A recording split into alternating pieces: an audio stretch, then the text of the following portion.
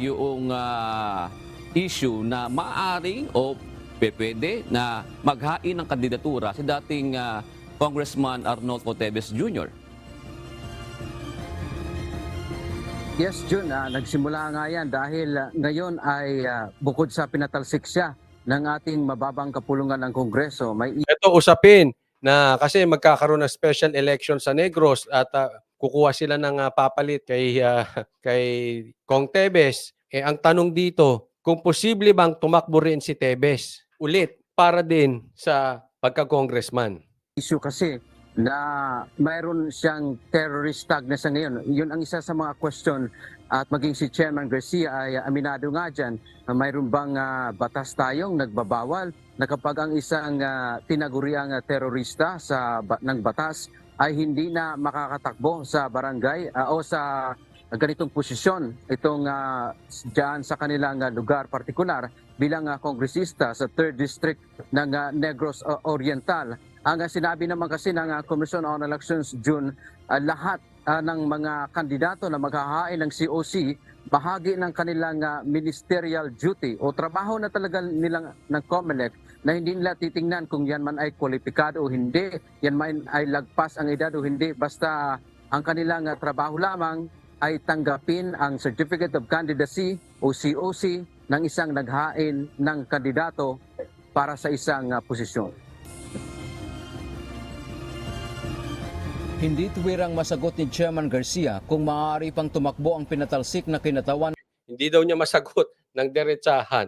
Ay syempre, itatanong niya muna sa Congress. O itatanong niya muna yan kay Speaker, malamang-lamang. Speaker, anong take mo doon sa tanong sa akin kung posible pa bang tumakbo si Kong Teves sa special election dyan sa Negros? Ng distrito na si Arnolfo Arnie Teves Jr. Ayon sa poll chief, kailangan ng masusing pag-aaral ang isyu kung maaari pa itong kumandidato. Yung sa katanungan ngayon, hindi ko muna masasagot. Siyempre, tatanong siya, sabi ko, magtatanong muna siya para sigurado. Baka malagay siya sa alanganin eh. Pagka pinitik siya napaka-powerful pa naman ni Speaker ngayon. Naku, dali siya. Kasi masyado kong ipe-prejudge at saka masyado kong parang ipe-preempt yung magiging action ng COMELEC.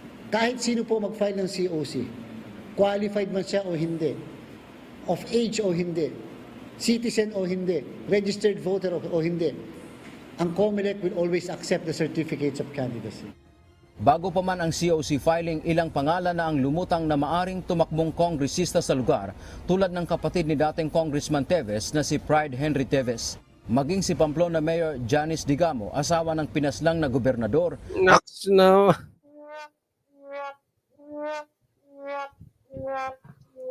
Mayor ka na, tatakbo ka pang Congress, gusto rin ito ng extraordinary funds, no? Sa bagay, baka maliit ang sa mayor dyan, sa extraordinary funds, malaki nga. Kasi lumabas yun, bilyon-bilyon. Oh, inako. Pinag-aaralan kung siya ay tatakbo, bagamat hindi siya residente ng 3rd District ng Negros Oriental. Samantala, hindi automated ang gagawing special elections.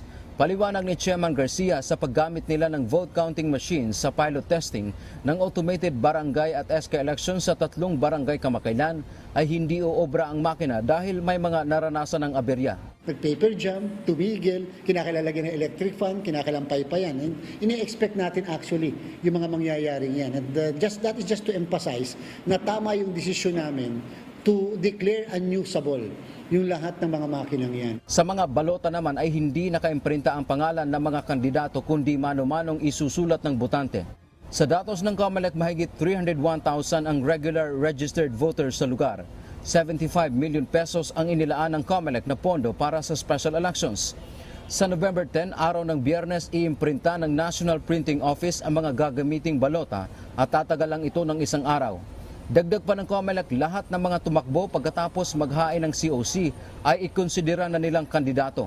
Bawal silang mangampanya bago. Maputol ko lang. Ito lang ang aking take dito. Ha? Ito naman ay sa akin lang. At posibleng mali ako dito. Pero kung ako ang tatanungin ng payo kung dapat tumakbo si Teves bilang congressman ulit diyan sa mababakante niyang posisyon, sa tingin ko wag na lang. Kasi kahit anong mangyari, it's very obvious. Si Speaker kontra kay Teves. Kitang-kita naman natin. And we see the power of Speaker now. Pag ayaw niya talaga, Yung mga kasamahan, marami sa kasamahan niya dyan, susunod. Hindi nga pinagsalita si Tebes eh. Kaya sigurado yan, pag tumakbo yan, kukontrahin niya ni Speaker, sasang-ayon naman si DOJ. Tandem na yung dalawa na yan.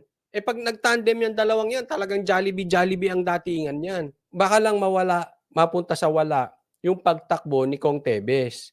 No? Ako naman hindi ko sinasabing tama sila Speaker. Para sa akin nga, mali. Ang pinapaliwanag ko po sa inyo, yung realidad ng buhay. Kung hindi siya pinagsalita, pauupuin pa kaya siya dyan? Ngayong lantaran na ang gustong patakbuhin ni Speaker ay si Janice. Hindi yan. Hindi kaagatin yan.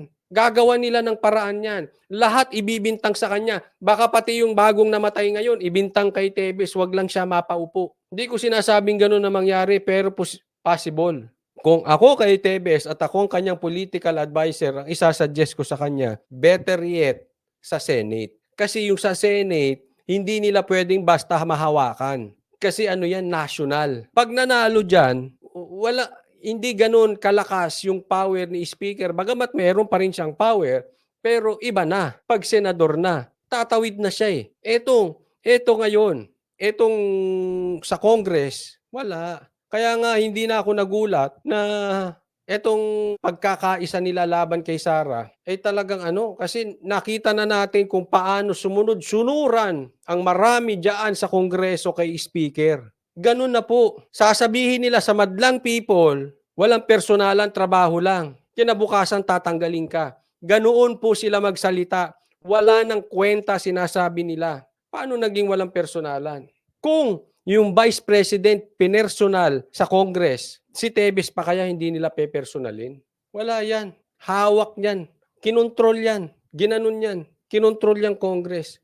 At posible, I don't know kung anong plano ni Tatay Diggs. Pero I hope tumakbo si Tatay Diggs at pati si Paulo Duterte. At doon pumunta. Eto kung nakikinig sa akin si Kong Tebes or si DG Bantag, doon sila pumunta kung magkakaroon ng partido itong si na panibago, itong si PRRD. Kasi mas maganda na merong numero sa Senado. At ito yung magiging lehitimong oposisyon. Maaring nagkakamali ako, pero sa akin, yun ang take ko. Mas may chance siya bilang senador kaysa congressman. Naiipitin lang siya doon. Wala. Ay, grabe dyan. Grabe dyan sa Congress.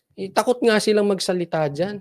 Imagine niyo to kung nagawa nila yan kay BP Sara. Ganun na po tandaan po natin, ang boto ni BP Sara, ang mandate niya ay mas malaki pa sa boto ni Marcos. And yet, nagawa nila kay Sara. Si Gloria Macapagal Arroyo, alam natin kung gaano kalakas, gaano ka-powerful. And yet, nagawa pa nila kay Gloria yan. It means they will do their best at all cost. Makuha lang nila yung pangarap nila. Kaya kung nagawa kay Gloria, nagawa kay Sara, gagawin din yan kay Tebes. Kukontrahin siya dyan. At all cost yan. Hindi nila tatantanan yan. Hahawakan nila yan. Ganun po sila kagigil. Ayaw nila, hindi nila bibitawan yung power. Malamang to. 2028, 2034, plano nilang hawakan yan. Pula-pula all the way yan. That's how I see their plan. 2028, tamba. 2034 yung anak. That's how desperate they are.